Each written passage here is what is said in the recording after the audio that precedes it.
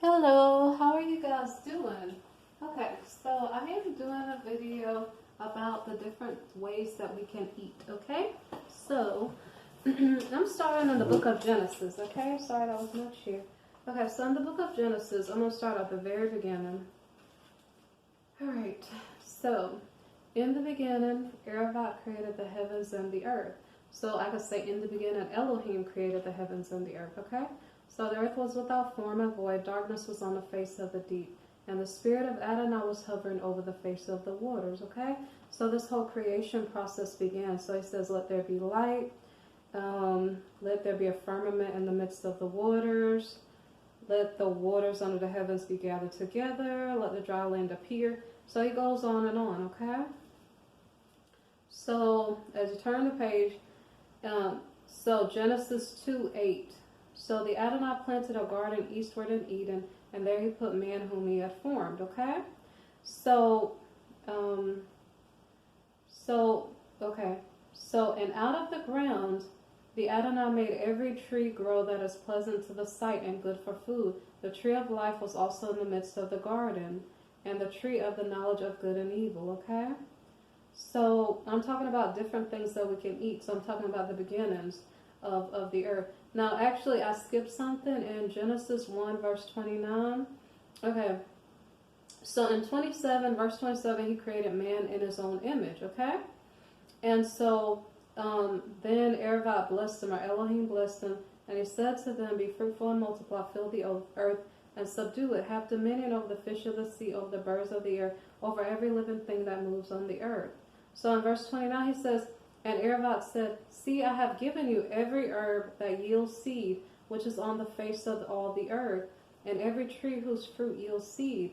To you it shall be for food, okay? Okay, also to every beast of the earth, to every bird of the air, and to everything that creeps on the earth, in which there is life, I have given every green herb for food, and it was so, okay? So now all the animals, plants, they've been given every green herb for food. To humanity, mankind, he said, he has given you every herb that yields seed, which is on the face of all the earth, and every tree whose fruit yields seed, to you it shall be for food, okay? So I'm glancing at my notes to see the other places. So the storyline changes here and there, okay? So Genesis 2:16, I'm not sure if I saw that now. Okay, so in Genesis 2:15, then the Adonai Erevot took the man and put him in the Garden of Eden to tend and keep it. And the Adonai commanded man, okay, well this is about helper. And the Adonai commanded the man, saying, of every tree in the garden you may freely eat, but of the tree of the knowledge of good and evil you shall not eat, for in the day that you eat of it you shall surely die, okay? So what can we eat versus what can we not eat, okay? In the beginning we can eat every herb that yields seed, every tree whose fruit yields seed, so fruits, peppers, those type of things, like things that you consider vegetables but they have seeds, okay? They're still technically fruits or herbs or peppers or whatever the case may be, okay? So then we go to Genesis 9:3, okay? So Genesis 9:3. So I already spoke to you guys about this, but I'm going a little bit further. So Noah built an altar to the Adonai in Genesis 8:20, okay? This is after he cleared the ark of the animals. I think he was clearing off the refuse that was located in the ark, okay, of the animals. So I already kind of spoke about this before. So now in verse 9:3, every moving thing that lives shall be food for you. I have given you all things, even as the green herbs, but you shall not eat flesh with its life, that is its blood, okay? So I'm kind of extending this video a little bit longer into more detail further into the Bible, okay? And as I stated, but you shall not eat flesh with its life, that is its blood, okay? So then I'm going to flip to another page now again, okay? So now I'm going to, it depends on where you want me to go. So I'm going to go to, hold on one second, to Deuteronomy 12:21. Depends on where I want to go, Deuteronomy, or do I want to go to Daniel? So he says two things in Deuteronomy, okay? So if we're in Deuteronomy 12:21, he says something, and then in Deuteronomy a little bit later, he probably says something else. So let me make sure. Okay. Okay. So let me stick to 12:21. So, if the place where the Adonai your Erevat chooses to put his name is too far from you, then you may slaughter from your herd and from your flock, which the Adonai has given you, just as I have commanded you, and you may eat within your gates as much as your heart desires. So this is interesting. Okay, let me go from verse 20, okay? Let me see. When the Adonai your Erevat enlarges your border as he has promised you, and you say, let me eat meat because you long to eat meat, you may eat as much meat as your heart desires. So this is interesting because initially he said eat the herbs with the seeds and the fruit trees, okay? Then when Noah, he happened to burn up whatever was, I guess, left on the ark, which were of the animals. And so that was maybe the first burnt offering, okay? And then thereafter, he said, okay, I'm sorry if I'm misreading it to you. Okay, I'm going all the way back to Genesis 9. He said, and the fear of you and the dread of you shall be on every beast of the earth, on every bird of the air, and on all that move on the earth, and all the fish of the sea. They are given into your hand. Every moving thing that lives shall be food for you. I have given you all things, even as the green herbs. But you shall not eat flesh with this life, that is this blood, okay? So now he's kind of given permission to eat meat, but initially that wasn't what he stated. Now over here, he's saying, not only can you ask for permission for meat, he says, but you can eat as much as your heart desires. So I'm looking at how does the Creator's desires for us change? Is it partly mankind's influence? Is it just the, because the Creator, he said, with wisdom he established the earth, or he created the earth, but with understanding he established the heavens, okay? So some of this is stuff that comes naturally, like he created, earth and mankind and everything in it, okay? But then understanding the needs of humans, understanding his needs from his people, that type of stuff is coming as he goes on with time, okay? So as I stated here in Deuteronomy 12, verses 20, 21, he's saying, if the place where the Adonai chooses to put his name is too far from you, then you may slaughter from your herd and from your flock, which the Adonai has given you, just as I have commanded you, and you may eat within your gates as much as your heart desires. Now listen, he goes a little bit further. Just as the gazelle and the deer are eaten, so you may eat them. Listen to this. The clean and the unclean alike you may eat them. So this is strange because if you've read the Bible, you kind of notice that it talks about what is clean versus what is not clean. Now he says, only be sure that you do not eat the blood, for the blood is in the life. You may not eat the life with the meat, okay? So it's interesting. First, let's eat the herbs with the seeds and the fruit trees, right? And then, wait, you burned meat? I didn't realize you could do that. It smells like a soothing aroma to the Creator when Noah created an altar and created a burnt offering, okay?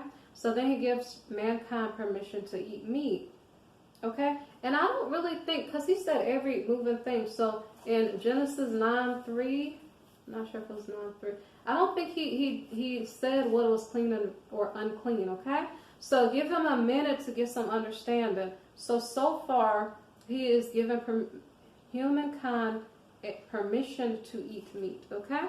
So when you turn the page not too far away, okay? So I was in Genesis 12:21, but when you turn to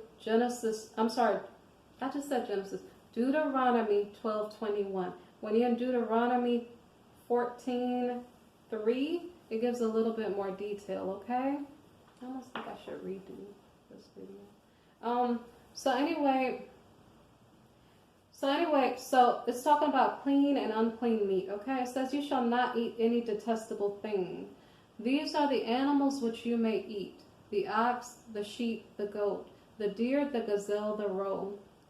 The roe deer, the wild goat, the mountain goat, the antelope, and the mountain sheep. And you may eat every animal with cloven hooves, having the hoof split into 2 parts, and that chews the cud among the animals. Nevertheless, of those that chew the cud or have cloven hooves, you shall not eat. Such as these, the camel, the hare, the rock hyrax, for they chew the cud but do not have cloven hooves. They are unclean for you. Also the swan is unclean for you, because it has cloven hooves, yet does not chew the cud. You shall not eat their flesh, nor touch their dead carcasses. These you may eat of all that are in the waters. You may eat all that have fins and scales, and whatever does not have fins and scales you shall not eat. It is unclean for you. Now I'm going to say something really quickly. Are we given rules just so that someone can be mean to us and say, well, you can't have this, you can't have that, just to be controlling? No, because what he says is unclean, it's probably bad for your health. It'll introduce either parasites or just mercury. It depends on whether it's from the sea, whether it's from the land, just different things that are bad for your body, okay? Even when he explains to us the Feast of Unleavened Bread, it's to clear out the candida from out of our bodies, the yeast from out of our bodies. So, you know, he cares about us, and that's why he's telling us these things, okay? So he says, all the clean birds you may eat, but these you shall not eat: the eagle, the vulture, the buzzard, the red kite, the falcon, and the kite after their kinds, every raven after its kind, the ostrich, the short-eared owl, the seagull, and the hawk after their kinds, the little owl, the screech owl, the white owl, the jackdaw, the carrion vulture, the fisher owl, the stork, the heron after its kind, the hopi, and the bat. And every creeping thing that flies is unclean for you. They shall not be eaten. You may eat all clean birds. You shall not eat anything that dies of itself. You may give it to the alien who is within your gates, that he may eat it, or you may sell it to a foreigner. Whoops, sorry. For you are a holy people to the Adonai your Erevat. You shall not boil a young goat in its mother's milk.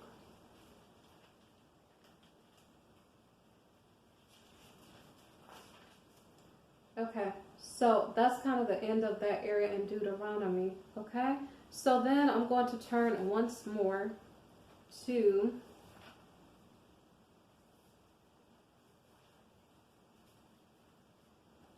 I'm sorry, I might have moved my other Bible. Give me a second here. I removed my pen. No, it's right here. Fine. Okay, so I'm in the book of Daniel, okay? So I'm introducing to you different thought patterns of what we should eat, what we should not eat, okay? As the understanding of the Creator grows, as the understanding of humanity grows, okay?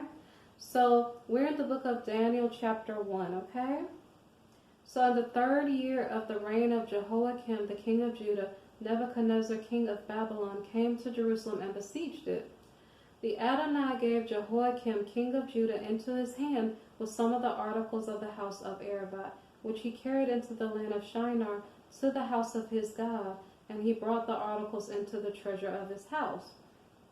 Then the king instructed Ashpenaz, the master of his eunuchs, to bring some of the children of Israel, and some of the king's descendants, and some of the nobles, young men in whom there was no blemish, but good-looking, gifted in all wisdom, possessing knowledge, and quick to understand, who had the ability to serve in the king's palace. So these are already wise young men, okay?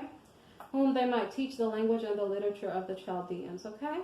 So the king appointed for them a daily provision of the king's delicacies and of wine which he drank, and 3 years of training for them, so that they might, at the end of time, they might serve before the king, okay?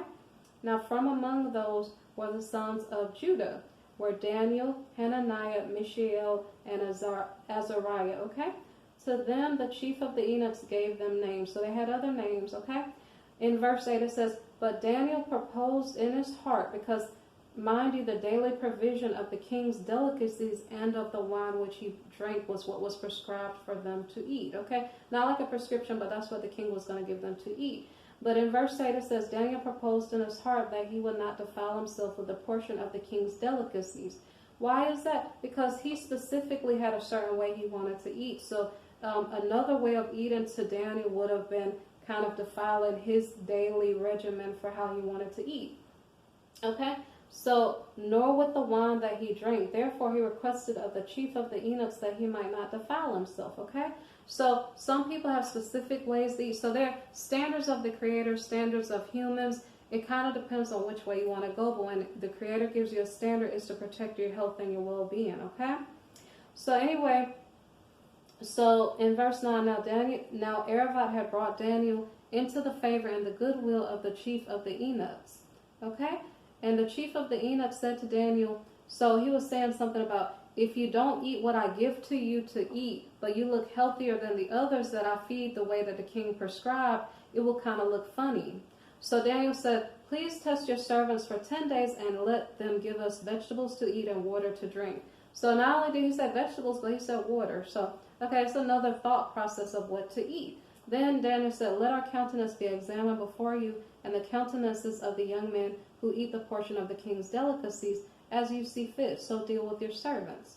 So, at the end of the 10 days, their countenance appeared better and fatter in flesh than all the young men who ate the portion of the king's delicacies. Okay? Thus the steward took away their portion of delicacies from the king and the wine that they were to drink, and only gave them vegetables. Okay? So they wanted to keep consistent to how they were grown up to eat, or how they chose to eat. Okay? So as for these 4 young men, now they were already wise, but Arivak gave them knowledge and skill in all literature and wisdom, and Daniel had understanding in all visions and dreams. If you continue to read the chapter or the rest of the following chapters, you'll see how that's relevant. So at the end of the days, when the king has said that they should be brought in, the chief of the eunuchs brought them in before Nebuchadnezzar.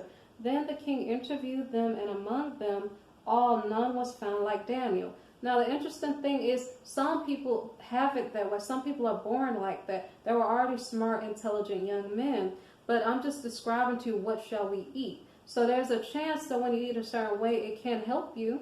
But it could be a chance that Daniel was already a wise young man, and he was maybe genetically maybe superior in some way as far as his wisdom goes. Maybe his family had eaten that way for a while, or maybe he was just a wise man. He came from wise parents or wise genetics in general, okay? So there was none found like Daniel, Hananiah, Mishael, and Azariah. Therefore they served before the king, okay?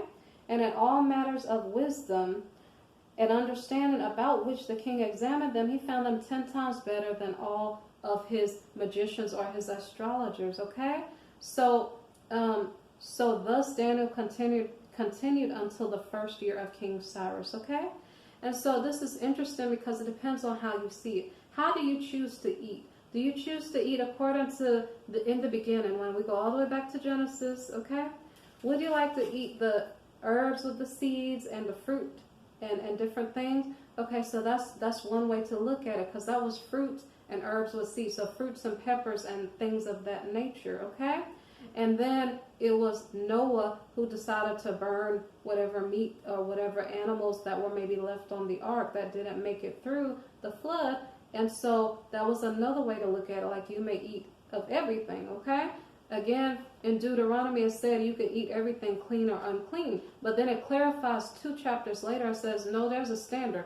Why is that? Maybe perhaps at some point somebody ate something unclean and they got sick, and then wisdom was gained from it. And then there was a standard being set, okay, in Deuteronomy 14 as opposed to Deuteronomy 12, okay?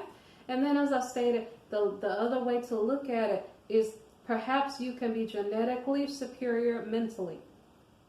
Or perhaps there's something to eat in vegetables. It's a little bit different from the initial standard of eating the fruit, okay? So however you see it, these are different ways for us to eat. But we kind of want to stay away from the unclean meat because it may be bad for your health. And or if you eat too much yeast, it may be bad for your health long term. So it's good to observe the Feast of Unleavened Bread, okay?